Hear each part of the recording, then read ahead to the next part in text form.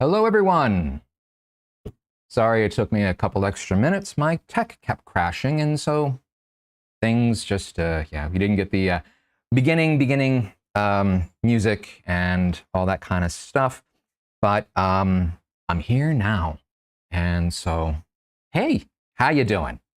I'm doing a lot better now that my tech is behaving, and yeah, so we're good. Okay. Um, So let's see now here. I am going to just take a quick second and just make a couple small adjustments to things I normally would have done as when I had the breathing space to do it. But, you know, tech, it just didn't like me today. So here we go. And so, you know, before we do anything else, iced coffee.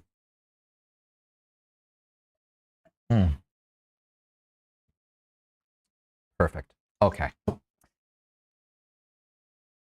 Okay, good. So let's just sort of start off with kind of running through a couple of things that I normally do, kind of sets the space. So some things to know about this live stream and every live stream that I do. I like to talk about bending guidelines and not breaking rules. Some other things that are up here on the screen. If you've been here before, you're aware that you can do your closed captioning. There does cause a delay, however, in the chat, so just be aware of that. Okay, the class structure. So in honor of the fact that there are two types of writers, the planners and the pantsers, we have both types here. Planner section is going to be a little bit different today. And see if you can figure out what it is that I'm doing differently. And that, by the way, is a hint as to what it's going to be. It's not going to be for very long because I'm going to tell you in just a second anyway, but it's a hint. Okay. Now, I could certainly use a nice, deep, square breathing session to get me into the writing mood, and I hope you'll join me. So the square breathing, I inhale for a count of 5, I hold for 5, I exhale for 5, and then I hold that for 5, and then a nice big cleansing breath in and out. Okay, so I invite you to do it with me. So here we go. Breathing in, 2, 3, 4, 5, and hold, 2, 3, 4, 5. Exhale, 2, 3, 4, 5, and hold. 2, 3, 4, 5. And breathing in. And let's hold that for a second. And sigh out. Nice. So science shows that a habit is what happens. It's a habit. It's not really a habit. Habit is what is just that reaction to a trigger that constantly comes up. So when we do the square breathing, we are actually, because we do this every single time in class and live stream, it tells our brains we're getting ready to do some writing. So we start to create that habit. See, there's method to the madness. Okay. So today's topic, theme, if you will, is observation. See, did you notice that something's going to be different? Observe it. Okay, that's what's going on. And another sip of coffee. Okay. So what we're going to do, let's go into the, let's begin with our planner section. And, you know, here we go. Good. So observing. Okay. So words on the screen, I'll give you a second to read through them. But in essence, what we're going to do is we're going to just think about a time, an event. We're going to capture just a small slice of time. And we're going to remember where we were what we were, maybe even what we were doing, but specifically where we were and what we were observing around us, and then also within us. And so we're gonna start that by thinking of a place. Now, I'm going to encourage you to not use the here and now. And the reason for that, and this is what I'm saying when I say we can romanticize something. Just going to turn off the ability to move that. There we go. Now I can, here we go. Ah, that's right, because I have to highlight over here. Keyboard is in the way. Another thing that, there we go. I don't need a C. There we go. Now, or a 4. Okay. So we can romanticize. And what that means is that we can remember something in a better light. The example I'm going to use, for instance, is the beach. And it's a specific time at a specific beach. And I can remember myself going into that place. And when I romanticize that, I can conveniently forget the sandfly that would not leave me alone, or the a seagull that was trying to get into my stuff looking for food, or the 100 little things that can sort of distract us in the here and now. We can sort of filter those out when we're imagining ourselves into a place we were. Okay, so that is why I'm choosing this particular beach at this particular time. Okay, so take a moment to pick a place, to pick a slice of time.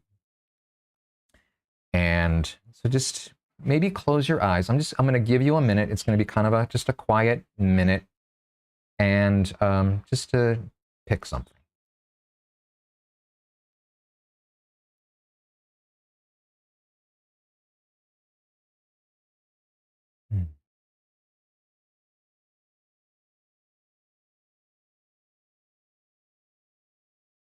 And I know I promised you a minute. It's going to be less than that. So I hope you've got your place. And like I said, for this example, I've picked the beach. And now, having picked my location, just going to slide this up. We're going to make a list of words associated with that location, with that slice of time. So for my thing here, okay, so first off, you're going to shoot for like 10 words. And this is just really as little things to kind of hold on to as we work through another bit before we come back. So we are going to come back to these 10 words, but we're not going to use them immediately. Okay, so my words: sand, sea, chair, cloudy, gray, tide, peace, sandpipers, crabs, horizon. Okay, things that I remember from that particular scene. So now I am going to give you a minute. I'm actually going to look at my watch here, give you a minute, set down some words, 10, fewer, if maybe more if you want. It doesn't really matter. It's not a competition. So go ahead and take a minute and write those down. And as you're doing that, I'm actually going to do an exercise with you as we're doing this. So this is my sample. I'm now going to do one real time as well. So I will, let's see here. I'm going to swap over from my, whoops, not do that. I'm going to do it to here. There we go. And get my keyboard.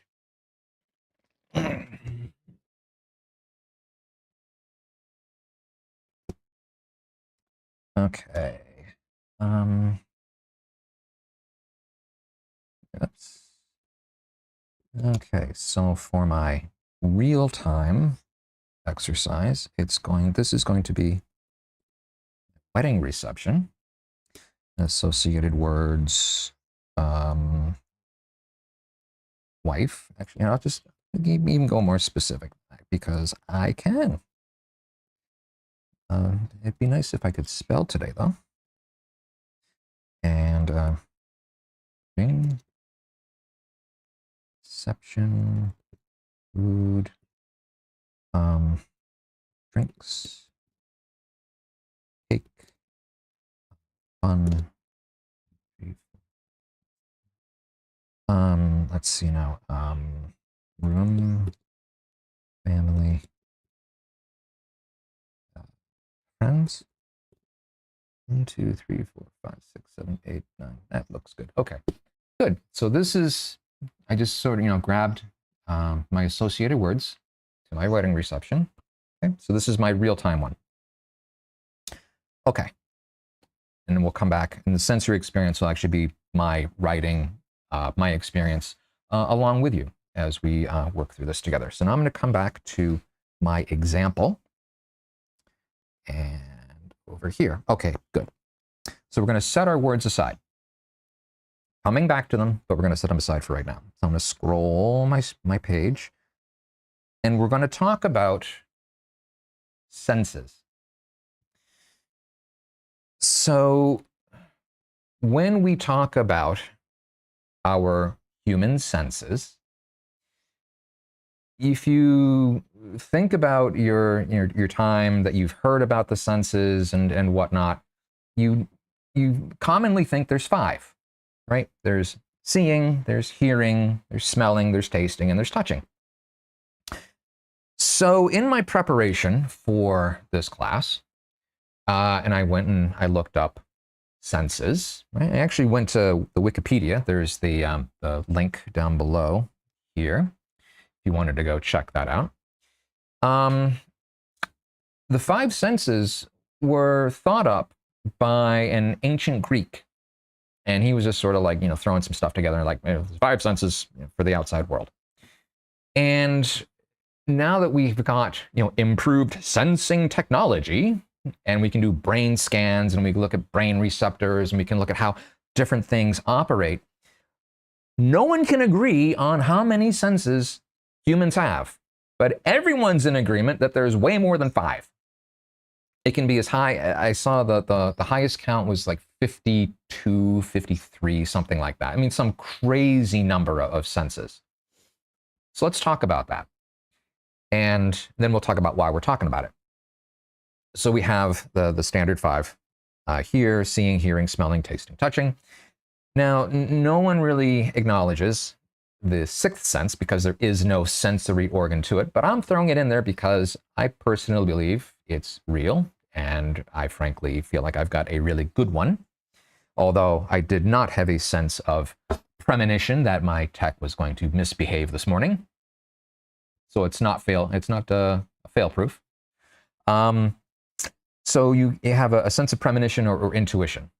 I am going to include premonition, intuition into the senses.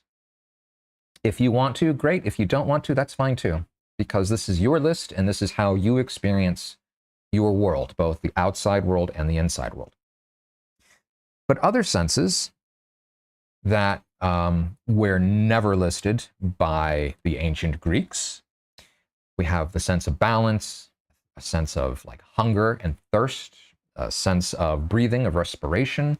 There is actually a separate sense of suffocation. You get a sense of blushing. You have the sense that you need to use the washroom, the bathroom. You have a sense of movement. You have a sense of time passing, and there's so many more, right? Clearly, we have not even gotten close to 50, right? So there's a whole bunch of them, and if you want to go and see all of the myriad ones that are listed inside the Wikipedia article, there is your link. So just grab that and go. But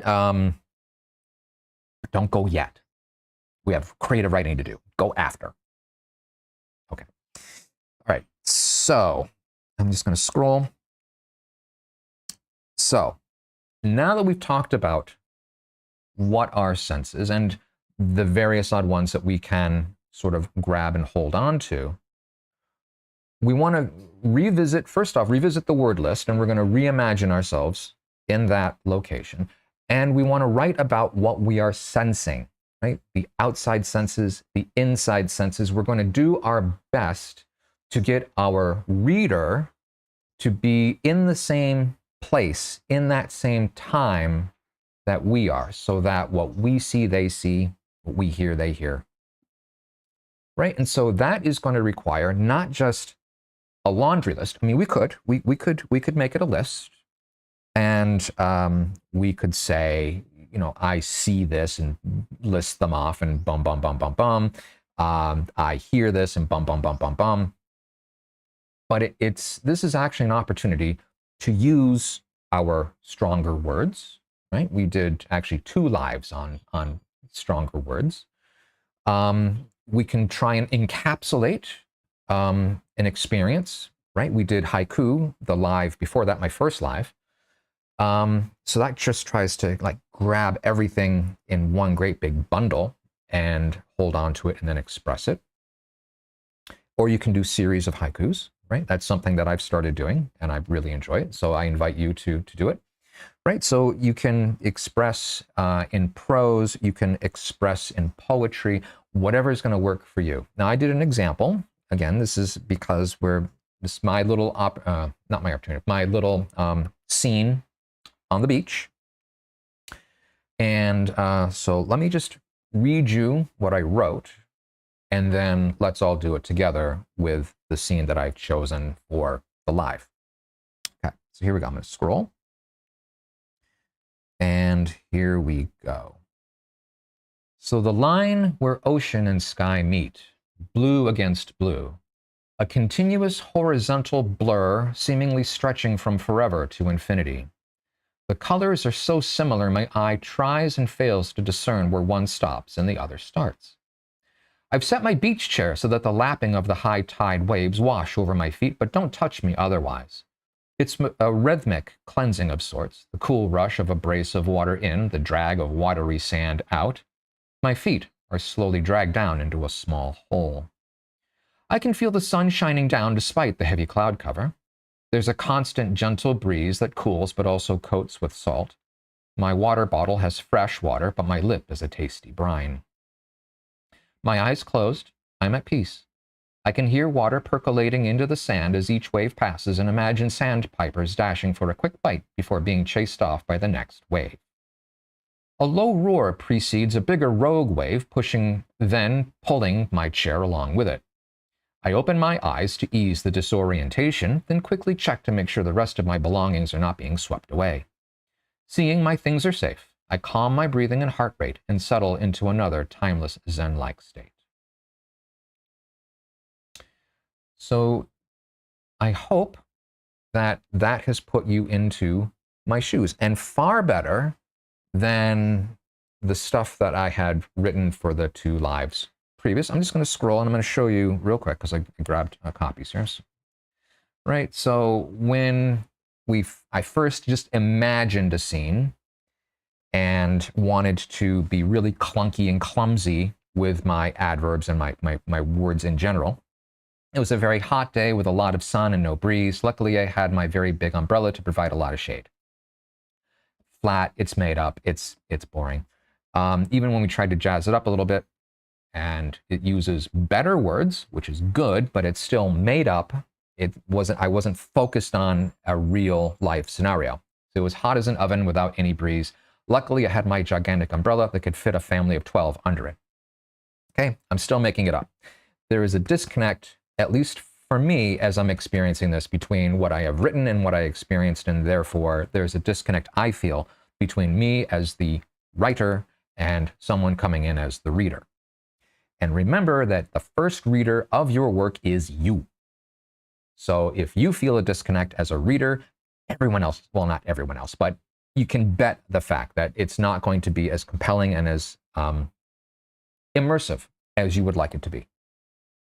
So now I'm going to back out of this, scroll back. Okay, so let's just pay attention real quick to some of the senses that are in here, because I mean they're in there. So we've got the seeing of the horizon and looking at the colors. And technically speaking, that's actually a couple of different senses. Because one is for, color and then color detection, and then one is actually for, detail. So it's different eye sensors. I can feel the tide on my feet. I can feel the the feeling of the water coming in and out.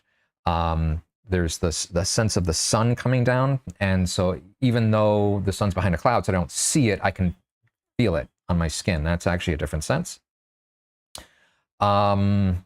There's taste with the tasty brine on the lip. I'm at peace. Now, I don't know if that's technically a sense, but I'm going to call it one. I have hearing, so the water percolating into the sand. And then also the low roar. There is the, well, one second, get the keyboard done. Excuse me. There is the sense of balance when the wave alters my chair and I'm out of balance, my disorientation. And then there is the sense of my breathing and the sense of my heart rate, which are actually two different senses. And I come back into a Zen-like state, which I'm going to say is a sense. Maybe it is, maybe it isn't. Don't know. We can argue with the scientists about it because, frankly, they're busy arguing amongst themselves anyway. Okay, so there is a sample of how we can incorporate the senses into this piece. And notice I haven't done much of anything at all. I think the only thing I do is I just look to make sure my stuff is safe. Aside from that, there's no thinking, there's no reaction, there's no movement. I'm not talking to anyone. Right? There's no action on my part. I'm just bringing everything in and then I'm writing it down. So I'm going to invite you to go back to your words. And so I'm going to come back to my words here. So, so the words associated to my wedding reception. And I'm going to do a sensory experience about that. And so I invite you to do the same thing along with me. I am going to do this out loud. So if you don't want to listen to me yammer, turn your sound down. And we'll come back and with the breathe and stretch screen. So just keep an eye out for that screen to pop up. But otherwise, let's work. And I'm just going to get right to it. I'm just going to first get myself situated ever so slightly. And of course, fortify with coffee.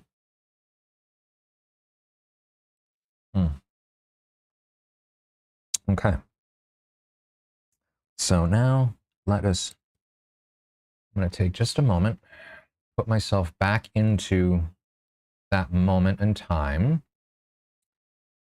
And I'm going to focus on the words because it helps to ground me in. And I may include these into my story. I may not. These are just going to act as prompts. Just going to act as prompts. Okay. So I'm first going to focus on just being seated. So sitting at the main table. Let's get the cursor out of the way.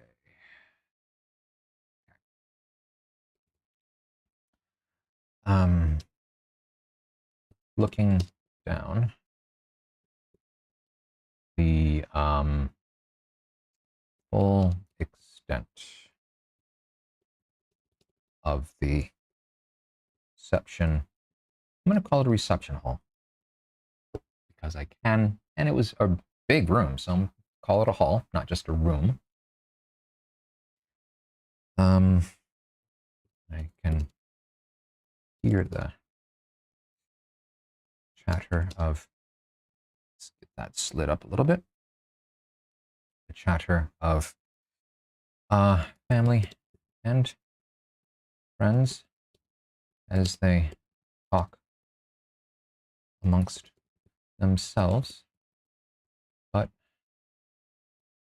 I can't hear any details.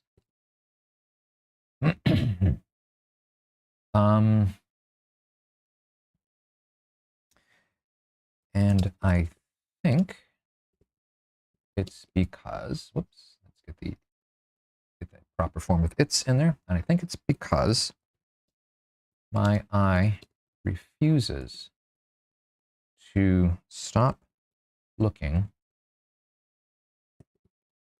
at the last of the lobster tail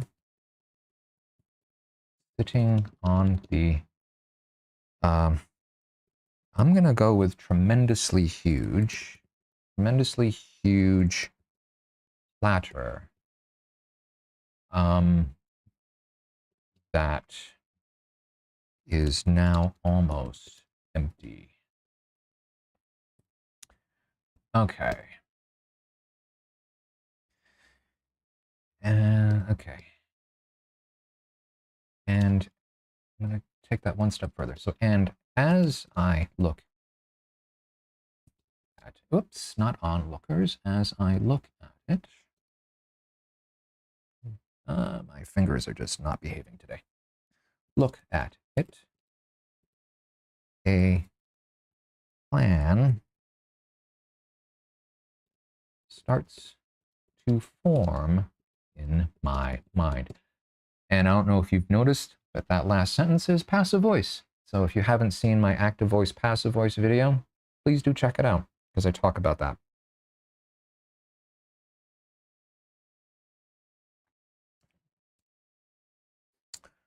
Okay, so I think I remember asking Alicia if she wanted the last of the lobster, and she declined. But I know lobster is one of her favorite, and tried to change this from American English to Canadian English on my spell check, and it wouldn't let me. One of her favorite foods. And so I take a piece of the tail, dip it in butter, spear it with my fork. And I have a lot more action going on in this one, because this is recalling of the memory. So, but this is going to set up the big reaction that I want to have. So technically I'm breaking my own rule right now, and that's okay, because we got guidelines, not rules. So I'm bending what I said we should do. And if I'm doing it, it's okay for you too. Okay. And if you're doing it, it's okay for me to do it too. We got each other's back. Okay. So spear it with my fork.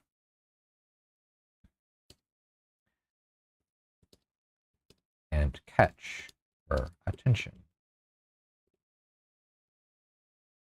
Okay. This is what we've been building up to, because quite frankly, this is the piece that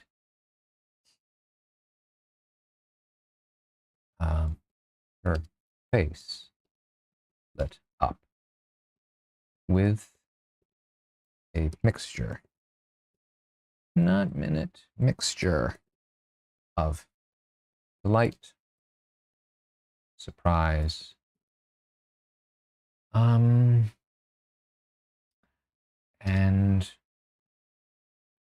probably 1,000 other emotions I can only begin to guess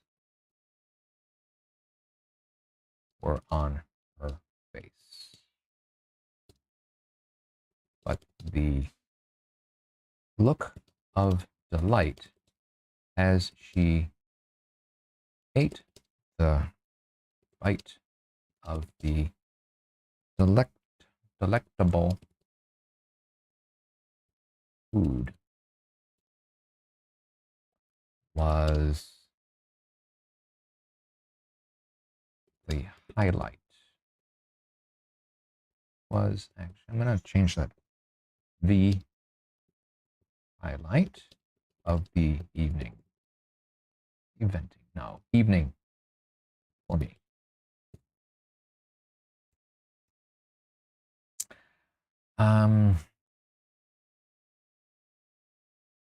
And as she ate the one I prepared the next.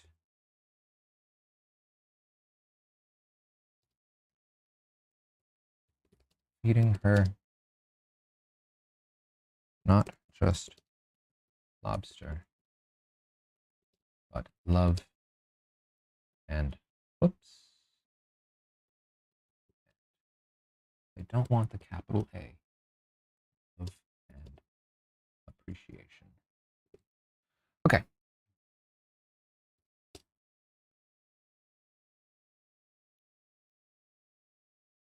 Oh yeah, so I'm gonna move that screen, not that one. Okay. It was only after we finished that lobster tail that I became aware of my surroundings again. The chatter, the room, the cake, the friends, the family.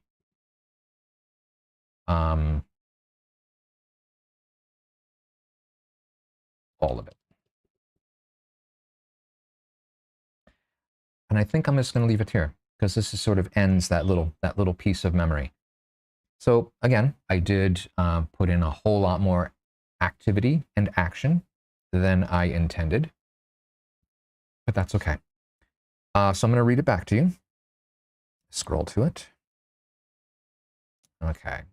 So I'm sitting at the main table, looking down the full extent of the reception hall. I can hear the chatter of family and friends as they talk amongst themselves, but I can't hear any details. And I think it's because my eye refuses to stop looking at the last of the lobster tail sitting on the tremendously huge platter that is now almost empty. And as I look at it, a plan starts to form in my mind. I think I remember asking Alicia if she wanted the last of the lobster, and she declined. But I know lobster is one of her favorite foods, and so I take a piece of the tail, dip it in butter, spear it with my fork, and catch her attention. Her face lit up with a mixture of delight, surprise, and probably 1,000 other emotions I can only begin to guess were on her face. But the look of delight as she ate the bite of delectable food was the highlight of the evening for me. And as she ate the one, I prepared the next, feeding her not just lobster, but love and appreciation. It was only after we finished that lobster tail that I became aware of my surroundings again. The chatter, the room, the cake, the friends, the family. All of it. So I think that really captures and encapsulates that little slice of time during the wedding reception. And I should note that this particular thing that we did, we continue to do. It's still a hallmark of ours, where it's like, you get the last bit, you get the last sip, you get the last this, you get the last that. And it all harkens back to this first event at the wedding reception. So anyways, I hope you enjoyed that. And I hope your experience with writing your memory went as well as I think mine did. As I ran through this, I became aware of a thing. So I'm just going to talk about it real quick. And it's not talking about, it's how I expressed the memory. So I'm just going to scroll to it. So everything is in past tense, right? I think I remember asking if she wanted, right? So I think I remember asking if she wanted, so wanted is past tense. She declined, past tense. But I know lobster is one of her favorite foods. Now, no, that's present tense, right? I knew it then, I know it now. And so I take a piece of the tail, dip it in butter, spear it with my fork, and catch her attention. This is all present tense. And this is completely unintentional. I did not write this ahead of time. I did not think this through clearly, because I wouldn't have put so much action in it if I had. And, but in the telling of this memory, it takes this section, this bit, the most important bit of all, and it puts it into the now. I experience it as a reader now. Everything else happened. This happens. It is happening now. And I'm going to scroll again. And then I can pull back a little bit and I can talk about her face and her delight, right? I could have kept it in present because this is still sort of like that focus. It's funny because as I was getting ready to go on live today, my moderator, Dr. Matt, by the way, thank you so much for being here. Apologies for not mentioning you before, but I was a little scattered. He sent me a GIF, and it was the I'm ready for my close-up, Mr. DeVille. So, in sort of in a literary way, that's exactly what we did. We just had a little close-up. Grammar, in terms of grammar, is it absolutely correct? Probably not, but that's okay, because what we're doing is we're actually breaking the guide, we're bending the guideline in order to highlight a particular piece of this memory. And I'm actually pretty impressed with myself. So good job, me. Okay. Take a sip of coffee, and then we'll close this up. Okay. So I'm going to set this aside. And I'm going to bring us back to our breathe and stretch. So if you've been waiting patiently for me to stop my yammering, now is the time. Breathe and stretch time. Whoop. Breathe and stretch time is here. So I just get the camera right so I can point to the breathe and stretch. So let's go ahead and do that. So let's first take a nice deep breath in. Hold and out. And let's just stretch a little bit. And remember, don't stretch too hard. Stretching is for stretching. Don't do what I did a live stream a couple of times ago and oopsie, you're back. Because I did. My back is still just a little bit of a, don't do that. Okay. Adventures in aging. Yay. Okay. That feels pretty good. Okay. Excellent. So let's move on to our next section. So let's bring up the Let's Begin screen. That gives me the appropriate cover to get to my next bit without having everyone watch as I slide and scroll and otherwise find the things that I want found. Let's see now here. Yes, here we go. Okay, and I'm going to come back to sharing the screen. Yay. Okay. Hi again. Okay. It's pantser time. And in pantser time, who knows what's going to happen? I got cats fighting outside right now. Who knew? At least they waited until pantser time. Okay, so pantser time for today. Observing how we observe. What do I mean by that? Well, we're going to observe how we observe. And what do I mean by that? So let's first talk about metaphors and similes. Actually, let's get that dragged down here. We'll come back to that in just a second. Okay, so metaphors and similes. So oftentimes when we are talking in real life, right? Talking just amongst ourselves, conversation, we will talk about one thing in relation or in terms of another thing. And if that makes no sense, let me give you an example. The sea of humanity. So I'm talking about people, right? All people living on the earth. But I'm talking about it in terms of like an oceanic sea term, like the sea of humanity. So it brings to mind like all these bodies and like, you know, like the waves of the ocean and water and these different impressions. Okay.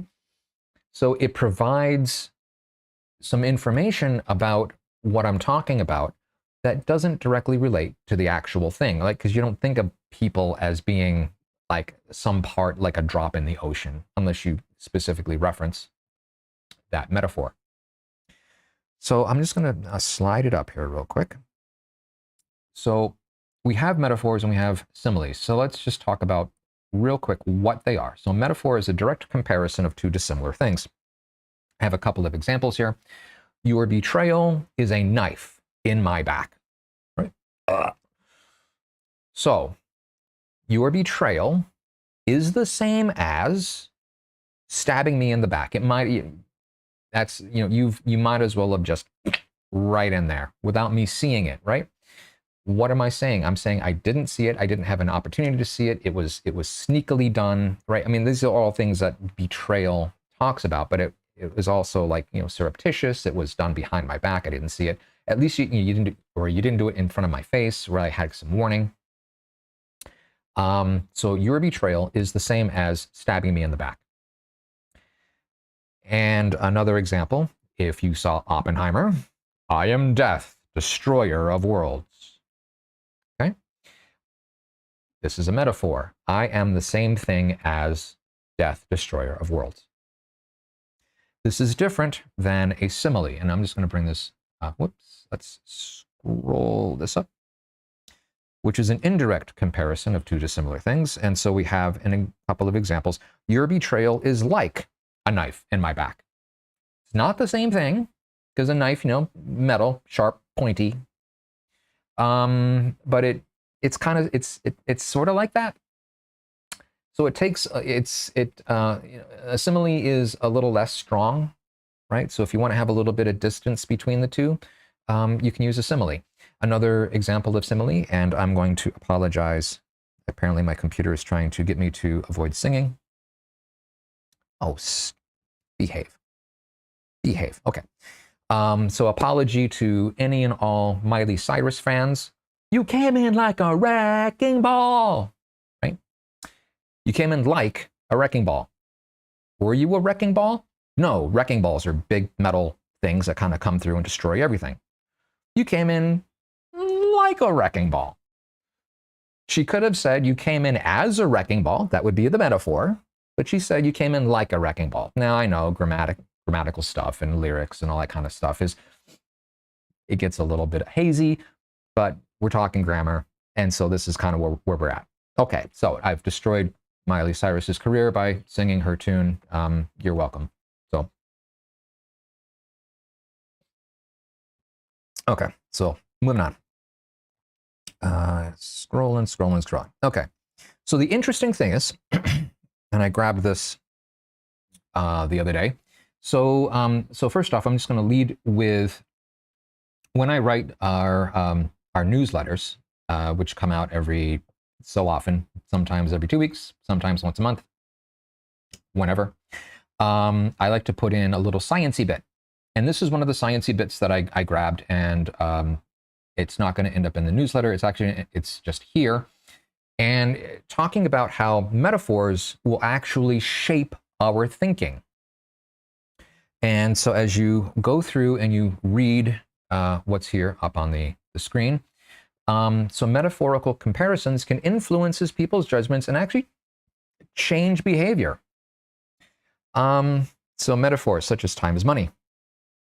This is an equivalency of like time and money, right? So two things that don't normally go together, we oftentimes put them together.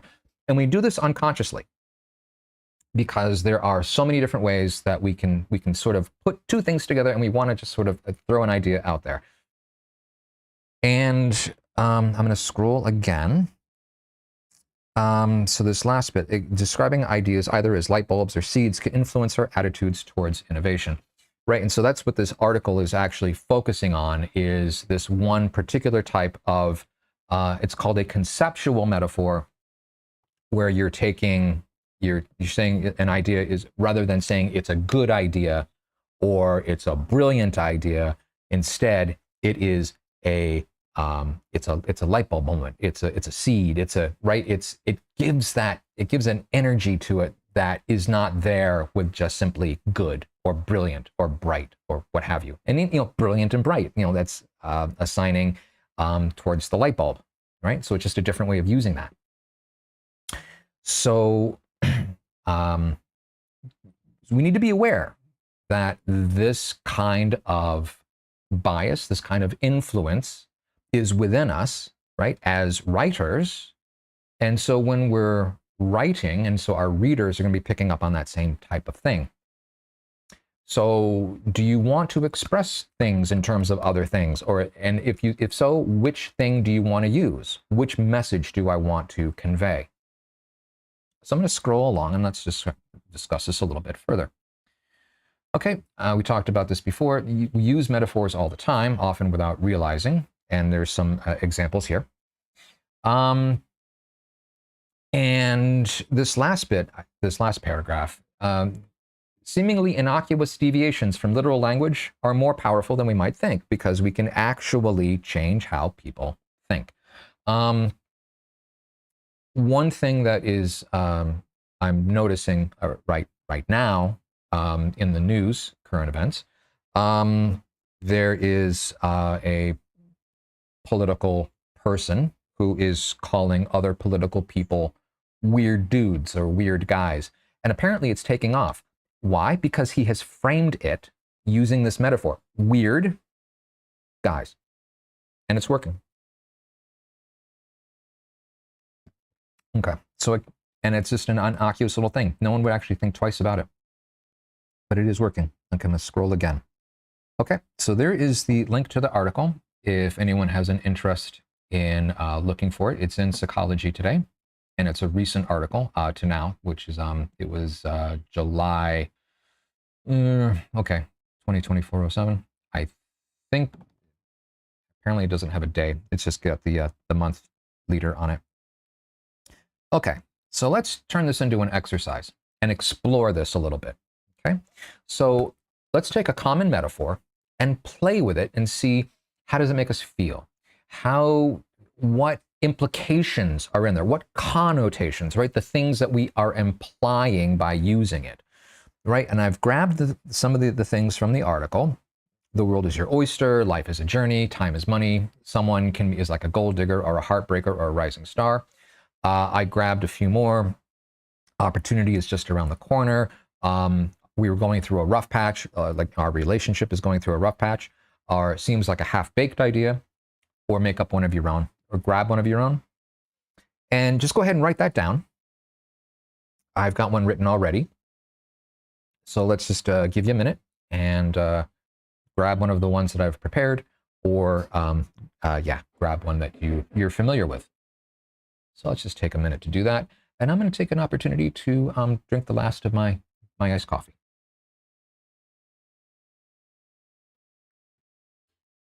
Okay. Okay, good. All right, I'm going to scroll again. And I have grabbed, let's see here. Opportunity is just around the corner. I'm just going to slide this down just a little bit so I can get there we go. Opportunity is just around the corner. And I like this one because there are things that it implies that we absolutely, probably don't mean to say, but it's loaded inside of this. Okay, so let's look at this.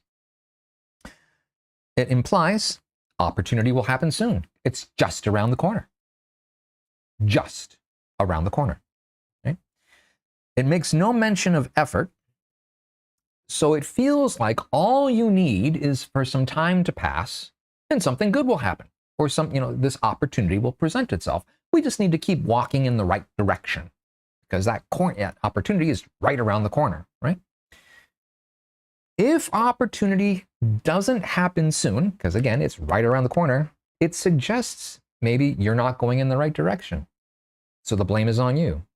Another common phrase that we use with opportunity is when opportunity knocks, answer the door, or some variation of that.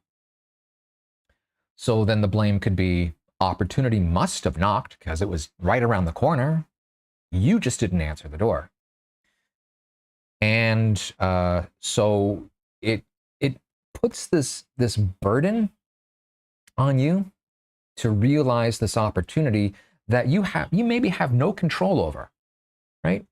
If all you're doing, you're doing your thing day after day after day, and you're creating whatever it is that you're creating or you're doing, or you're you're living your life, and opportunity is supposed to be just around the corner and it never comes. Whose fault is that? Well, it's not yours. Is it well, it can't be opportunity's fault because opportunity is just opportunity. It's just a thing. It just sits there. It's just around the corner. It's just sitting there waiting for you, buddy. So it has that unfortunate connotation that maybe you don't think about, that if opportunity does not happen, it's your fault. If opportunity does happen, it was meant to be. It goes just around the corner. You just it was there. It was there for yours for the taking. It was, so I mean, of course it's there. I mean, it doesn't acknowledge hard work. It doesn't acknowledge patience. It doesn't acknowledge suffering and all of that stuff that you have probably put into to have this opportunity arise.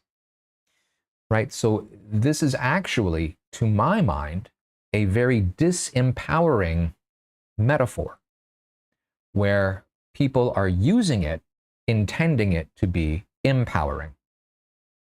Okay? So that is sort of the caution that I would throw out there, is when you are using metaphors, whatever they are, be aware that what you are saying and what you are meaning to say may be two different things. And I invite you, as you go through your daily life, or as you're doing your writing or whatever, to pay attention to that and question your use of words, your use, especially these use of metaphors, less so use of similes, because there is that distance, so you don't get that immediacy like a metaphor provides. So yeah, so take that opportunity.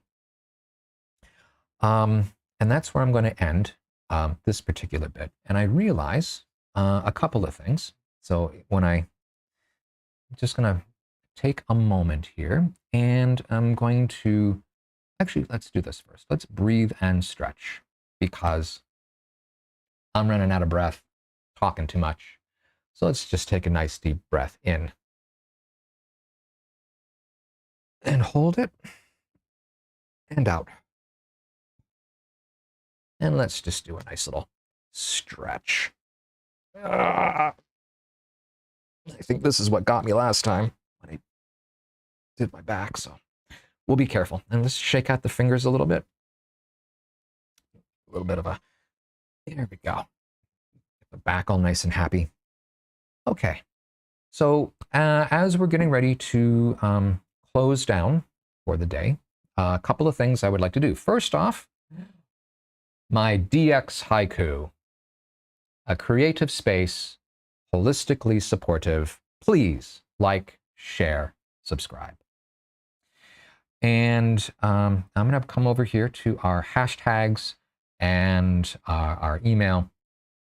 So when you do your exercises, and whether or not you're doing them live, you're doing them on a replay, whatever, where can you post stuff to? Well, if you post it to social media, please use the hashtag up there, DX Live with Parz. You can also find us at the website. You can find our newsletter, and you can find our blog. If you want to send me an email, info@drawingXpressions.com, please and thank you. Come to our community. Share there. It's at DXing Space. I think it's DXD. I'm not even sure. If you go to our website, you can find the link there. We're on Mighty Networks, and we're a public group now, so you'll be able to find it that way. Also, if you go in through our link tree, so linktr.ee/drawingXpressions, you'll find us there, and you can get in that way. Anyways, all of these various odd ways that you can share your work, you can let me know what it is that you're doing, have suggestions for next classes, ask questions. This is your time, okay? This is not just me sitting here presenting live. It's also you getting an opportunity to relate. Okay, so with that, I am going to thank you so much for joining me, for bearing with me for being a couple minutes late, because my tech, well, it just had a day, but we had a great time. and I'll see you in 2 weeks. Okay, bye-bye.